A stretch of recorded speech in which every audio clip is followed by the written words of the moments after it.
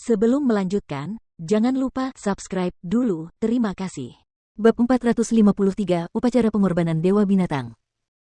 Huang Xiaolong dan para manusia binatang telah melakukan perjalanan selama setengah jam memasuki atmosfer hutan yang tak wajar. Saat mereka masuk lebih dalam ke rumpun hutan, udara terasa makin dingin, disertai gema samar teriakan melengking dari makhluk tak dikenal yang mempermainkan pendengaran mereka. Meskipun Amiar dan kawanan besar manusia binatang tetap dekat dengan Huang Xiaolong, teriakan-teriakan mengerikan itu membuat para manusia binatang yang kekar merinding. Roh jahat. Itu adalah roh-roh jahat. Tiba-tiba salah satu manusia binatang berteriak ketakutan. Semua orang dengan cepat menoleh ke sekeliling dan melihat beberapa makhluk aneh yang sebagian transparan dan sebagian buram, berbentuk seperti jiwa manusia dan bermata hijau menyala menerkam kelompok mereka dengan taring terbuka.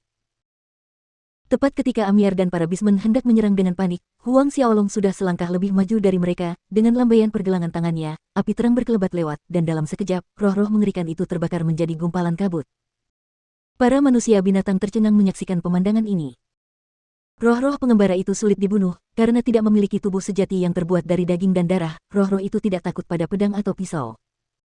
Patriark suku mereka pernah dikepung oleh dua roh pengembara dan pertempuran sengit berlangsung selama beberapa jam sebelum patriark mereka berhasil membunuh roh-roh pengembara itu dan meninggalkan hutan, sedangkan ahli manusia muda ini hanya mengayunkan telapak tangan ringan dan beberapa roh pengembara pun kalah. Ayo kita lanjutkan, kata Huang Xiaolong sambil terus bergerak. Amiar dan yang lainnya bergegas mengejar Huang Xiaolong.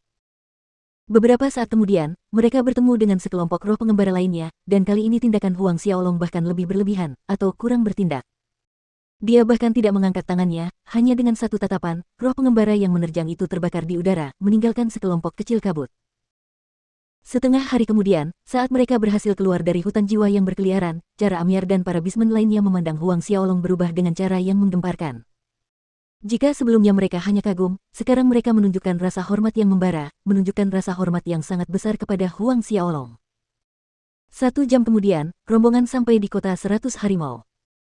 Sekilas, kota 100 harimau dapat digambarkan dengan satu kata, besar, bahkan menyaingi beberapa kota kekaisaran di benua angin salju. Orang-orang, atau lebih tepatnya manusia binatang, terlihat datang dan pergi ke segala arah, pertanda kemakmuran kota tersebut.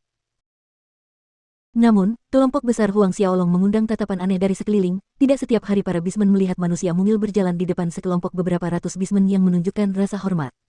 Para bismen di sekitarnya tidak dapat mengalihkan pandangan mereka dari pemandangan aneh ini. Hehe, bukankah ini Amiar? Pada saat ini, sekelompok belasan bismen berjalan ke arah kelompok Amiar dari depan. Orang yang berbicara adalah bismen muda mirip kucing yang tingginya mencapai 2,5 meter. Amiar, aku lihat hidupmu benar-benar kacau. Bisman muda itu mencibir, sebagai bisman yang kuat, bagaimana kau bisa mengikuti manusia yang lemah, belum lagi ekspresi menjilat yang menjijikkan di wajahmu, lebih buruk dari budak anjing terburuk. Beberapa bisman di belakang bisman muda itu tertawa kurang ajar. Kurang ajar. Amiar melangkah keluar dengan marah, dan meninju pemuda bisman itu, Collins, beraninya kau tidak menghormati tuan. Collins tidak menyangka Amiar akan menyerangnya secara tiba-tiba. Meski terkejut, ia tetap berhasil mengangkat lengannya untuk bertahan, tetapi ia gagal mengumpulkan cukup tenaga untuk menangkis serangan itu. Collins terhuyung mundur, merasakan nyeri berdenyut di lengannya. Berani sekali kau, teriak Collins, Amiar, kau sudah gila. Baik Collins maupun Amiar sudah sering beradu argumen di masa lalu, tetapi Amiar tidak pernah cukup berani untuk melakukan kekerasan fisik kepadanya, lagi pula, kakak laki-lakinya adalah kapten utama suku. Hari ini, untuk seorang manusia yang tak berarti, Amiar benar-benar menyerangnya. Amiar menatapnya dengan dingin, Collins, berlututlah sekarang dan mohon ampun kepada Tuhan. Collins tercengang saat dia menatap Amiar dengan tidak percaya. Amiar ingin dia berlutut dan memohon pengampunan dari seorang manusia. Kau gila, kau sudah gila. Teriak Collins sekeras-kerasnya. Ia melambaikan tangannya ke arah para bismen yang datang bersamanya, kita pergi. Tatapan mata Amiar yang gila membuat Collins takut, dan ia tidak ingin tinggal di sana lebih lama lagi. Melihat Collins ingin pergi seolah-olah tidak terjadi apa-apa, Amiar bergerak maju, ingin menghalangi jalan Collins tetapi suara Huang Xiaolong terdengar di telinganya. Lupakan. Baru pada saat itulah Amiar mengalah dan membungkuk hormat kepada Huang Xiaolong, baik, tuan. Tepat saat keadaan mulai tenang, seorang bisman berlari melewati kerumunan dan langsung menuju Amiar, kakak Amiar, ini tidak baik, kakak Rihanna telah dibawa pergi oleh orang-orang dari suku harimau. Dibawa pergi oleh suku harimau. Wajah Amiar menjadi pucat. Rihanna adalah tunangannya, baik Rihanna maupun Amiar adalah kekasih masa kecil. Kehilangan keluarga di usia muda, Amiar dan Rihanna saling bergantung. Bahkan Anton dan yang lainnya sedikit pucat. "Kerner, ini, jelaskan apa yang sebenarnya terjadi," desak Amir dengan nada putus asa dalam suaranya. Bisman Kerner merasa kesal. Baru saja, Julio dari suku Macan datang dan mengatakan bahwa Sisrihana terpilih untuk upacara pengorbanan Dewa Binatang tahun ini. Itulah sebabnya dia membawa sekelompok orang dan membawa pergi Sisrihana. Upacara pengorbanan Dewa Binatang. Amir sangat marah, persetan dengan kentut ibunya. "Bukan giliran kota 100 harimau kita untuk mempersembahkan kurban tahun ini untuk upacara pengorbanan Dewa Binatang." Julio ini merenggut wanita tak berdaya dari jalanan di siang bolong. "Upacara pengorbanan Dewa Binatang." Minat Huang Xiaolong tersulut dan bertanya, "Jelaskan padaku, apa yang sedang terjadi?" Atas pertanyaan Huang Xiaolong, Amir menjelaskan situasinya secara singkat kepada Huang Xiaolong dengan hormat meskipun ada kecemasan dalam hatinya. Sejak ribuan tahun lalu, suku-suku Dewa Binatang akan melakukan ritual pengorbanan Dewa Binatang setiap tahun, dan yang dikorbankan adalah seorang perawan muda dari suku-suku tersebut. Suku Singa, suku Harimau, suku Serigala, dan 10 suku teratas lainnya akan memilih seorang perawan muda dari kota-kota yang berada di bawah kekuasaan mereka. Para perawan muda tersebut dikirim ke kuil Dewa Binatang untuk dipersembahkan sebagai korban selama upacara tersebut. Dan pengorbanan perawan muda untuk tahun ini telah diputuskan setengah bulan yang lalu, nama Rihana tidak ada dalam daftar. Lagi pula, tahun ini bukan giliran kota 100 harimau yang mempersembahkan korban.